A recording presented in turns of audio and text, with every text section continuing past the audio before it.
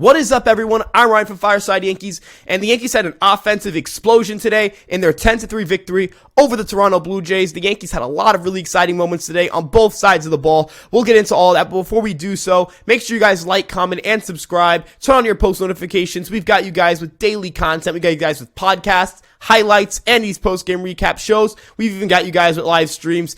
We got a bunch of really great things going on with Fireside Yankees, and we'd love if you guys would join the Fireside Yankees family by just dropping a subscription down below. But with that being said, let's start off with the pitching side of the ball, because our ace, Gerrit Cole, was on the mound today, and he tossed 4 2/3 innings, 6 hits, 3 earned runs, 6 strikeouts, no walks, 1 home run. Not a great line on paper, but considering the guy was throwing 70% fastballs, who was really trying to hammer out that fastball location, I think it was a pretty impressive line. He continues to look really sharp with that pitch. It's something that I know he's been working on throughout the entire offseason. He's trying to make sure he's elevating the pitch, and he's consistently been able to do so. He gets a lot of strikeouts. He's getting a lot of whiffs. He's not walking batters. He's really challenging them. He, again, looks like he just has the crispness of his stuff, the command, the feel of his pitches. I think they're really all coming around for him. I like that he's still incorporating the cutter every now and then. I really do think that's a nice weapon for him. I view that cutter as a pitch that, quite frankly, you can really lean upon, to go out and get outs against left-handed batters. But with that being said,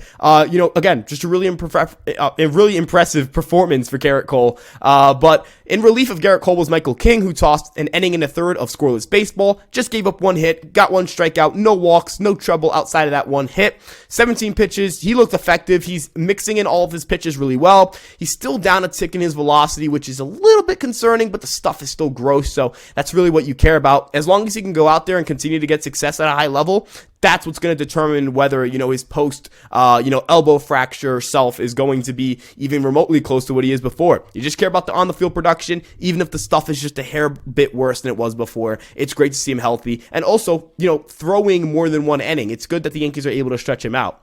Following Michael King was Wandy Peralta, the ever-lovable, the toughest guy on the New York Yankees, arguably. Wandy Peralta, man. 1 inning, 2 strikeouts, no runs, no hits, nothing of the sort. He looked great. 1 hit. Wandy was continuing to mix in his changeup and slider.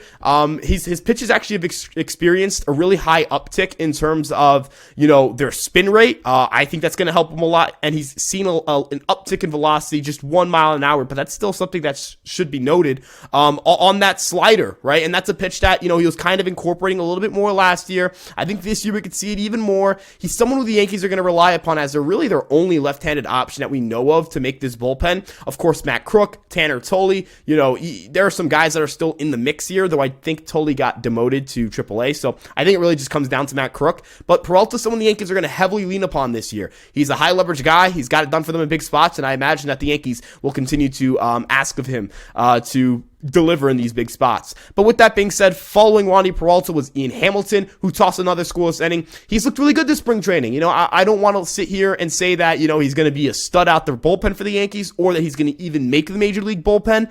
But it is noted that he doesn't have an earned run this spring. He's shown off, added velocity on his 4-seam fastball and his sinker. He has that nice cutter. He's still only 27 years old, so if the Yankees would like to just get another, an extended look at him at the minor league level, they definitely can. I personally just view him as someone that the Yankees are going to want to keep around. So that's just my 2 cents on the matter. But with that being said, following him was Tyler Danish, who has not had as good of a spring, to say the least, but he turned in a scoreless inning, got a strikeout, no hits, no walks, looked pretty good, so that's always encouraging to see for him.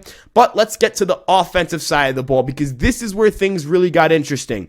DJ LeMahieu got things started with a solo shot. He's continued his good spring, hitting over 300, 900 OPS. He's really looked good. He added on another hit to that, so 2 for 4 with a home run on the day. Can't complain with that. Giancarlo Stanton had a hit as well, alongside a walk and 2 strikeouts. Anthony Rizzo had a 108-mile-an-hour double. He went 1 for 4 today. Andre Chaparro hit a tank, a 3-run shot. It was 432 feet. Apparently, it dented the batter's eye. He looked really, really good. Josh Donaldson had a 3-run home run as well. We got to see Oswald Peraza hit a home run. Estevan Florial hit a 2-run bomb. There was just plenty of offense to go around. Again, the Yankees dropped 10 runs. So, that's, you're really going to have a really good offensive day if you're dropping 10 runs on another team, even if it's spring training. End of the day, spring training wins and losses, that's not what you get obsessed with. You get obsessed with making sure you guys have really good at-bats, and these guys have had some pretty good at-bats lately. And I think one guy that we have to talk about as much as humanly possible is Andre Chaparro. Andre Chaparro is that guy. Andre Chaparro has done everything at every level of professional baseball to show that he is someone who deserves your respect. He's hitting .333 this spring. He's got an OPS well over 1,000. He is really crushing the baseball. He's coming off of a season in AA where he was an immaculate hitter. He's coming off of a season in AA where he was arguably the best hitter on a Somerset team that won the Eastern League Championship. So, he's played at a very high level already. I think he's someone the Yankees should give, just give him the entire leash at first base, at AAA. Let him start with the Scranton Rail Riders. Let him work with Anthony Volpe if Anthony Volpe's down there. Let him work with any of the prospects there. He is someone that the Yankees need to get on the fast track to the major leagues because this dude can hit and this team needs hitting. I really do think that the Yankees are going to consider Andre Chaparro as someone that they could DH down the road, give some first base reps to, potentially give some third base reps to. This kid can really mash, and I'm really excited by what we've been seeing from him. Apparently he was on the taxi squad with the Yankees in the postseason, according to Brian Hoke, so that tells you the Yankees definitely have some sort of value on Andre Chaparro, despite the fact they didn't protect him in the Rule 5 draft. And that's another thing. Teams look really silly for not picking up Andre Chaparro in that draft because they could have had him for free. They could have gotten to see him in spring training and then roster him on their major league team. They would have seen this and definitely rostered him. This kid looks really good. And if the Yankees had the space, I'd be advocating for him to potentially get some major league reps out of camp. But, of course, the Yankees already have first base filled in with Anthony Rizzo. The DH spot is covered with Giancarlo Stanton.